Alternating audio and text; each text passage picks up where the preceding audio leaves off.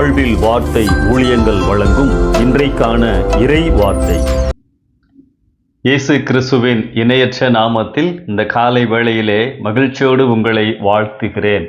ஆண்டவர் தருகின்ற சமாதானமும் சந்தோஷமும் பலனும் கிருபைகளும் இன்றைக்கு உங்கள் வாழ்விலே நிறைவாய் காணப்படுவதாக. சில நாட்களுக்கு முன்பதாக ஒரு விசுவாசி என்னிடத்திலே ஒரு கேள்வியை கேட்டார். ஆண்டவர் நம்மோடு இருப்பதை எப்படி அறிந்து கொள்ள முடியும்? ஆம், நல்ல ஒரு கேள்விதான். நாம் எல்லோருமே ஆண்டவருடைய பிள்ளைகள்தான். ஆண்டவரை நாம் நம்புகிறோம், விசுவாசிக்கின்றோம். ஆனால் தனிப்பட்ட முறையிலே என்னோடு ஆண்டவருடைய பிரசன்னம் இருக்கிறது என்பதை எப்படி உணர்ந்து கொள்ள முடியும்? நமக்குள் ஆண்டவருடைய பிரசன்னம் இருப்பதை வேத வசனங்கள் பல இடங்களில் உணர்த்துகின்றன. நீங்கள் தேவனுடைய ஆலயமாய் இருக்கிறீர்கள் என்றும் தேவனுடைய ஆவி உங்களில் வாசமாய் இருக்கிறார் என்றும் அறியாமல் இருக்கிறீர்களா? 1 கொரிந்தியர் 3:16. நம்மில் வாசமாய் இருக்கிற ஆவியானவர் நம்மிடத்தில் வைராக்கிய வாஞ்சையாய் இருக்கிறார். யாக்கோபு 4:5 வசனம்.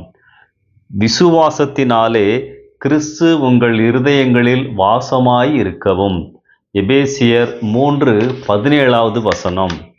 இந்த வசனங்களிலெல்லாம் ஆண்டவர் தம்முடைய பிள்ளைகளின் இதயத்தில் வாழ்கிறார் என புரிந்து கொள்ள முடியும்.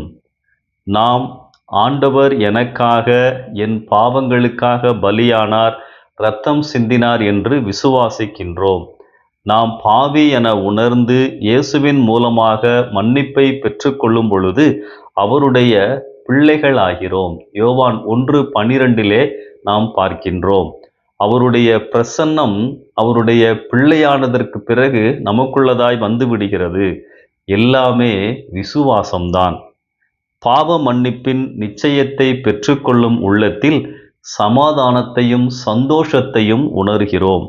ஆண்டவருடைய பிரசன்னத்தை உணர்கின்றோம். வேதத்தை வாசிக்கும் போது ஆவியானவர் நம்மோடு பேசுவதை உணர்கின்றோம். தொடர்ந்து அவருக்குள்ளதாய் வாழ்கின்ற பொழுது கீழ்கண்ட 4 காரியங்கள் மூலமாக ஆண்டவர் நம்மோடு இருப்பதை உணர்ந்து கொள்ள முடியும். முதலாவது, எந்த நெருக்கடியான நேரத்திலும் நான் சோர்ந்து போகாமல் இருந்தால், எந்த திகிலான நிலையிலும் நான் திணறாமல் இருந்தால், எந்த ஆபத்தான சமயத்திலும் நான் கலங்காமல் இருந்தால் ஆண்டவர் நம்மோடு இருக்கிறார் என அர்த்தம். மன ரம்மியமாக இருக்கின்ற அனுபவம் இது.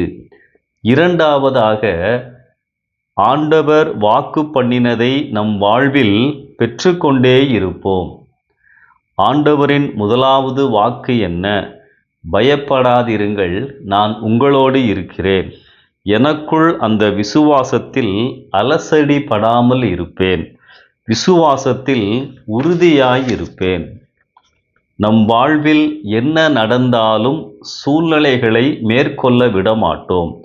உடனே மனுஷனை நாடாமல் கடவுளுடைய வார்த்தைகளை தேடுவோம், அல்லது நல்ல ஆவிக்குரிய மனிதர்களின் ஆலோசனைகளை நாடுவோம்.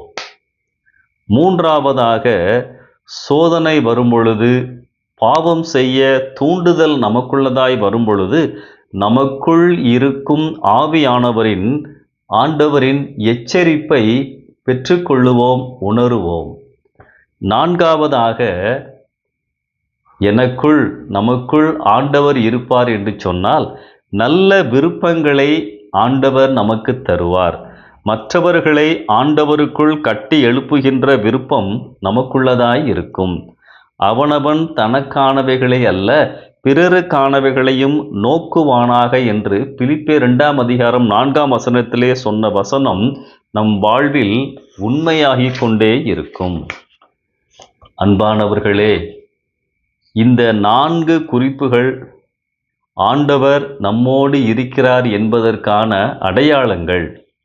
ஒருவேளை தனிப்பட்ட விதத்தில் ஆண்டவர் அவரவர்களுக்கு வித்தியாசமாக வெளிப்பட்டு இருக்கலாம், உணர்த்தி இருக்கலாம்.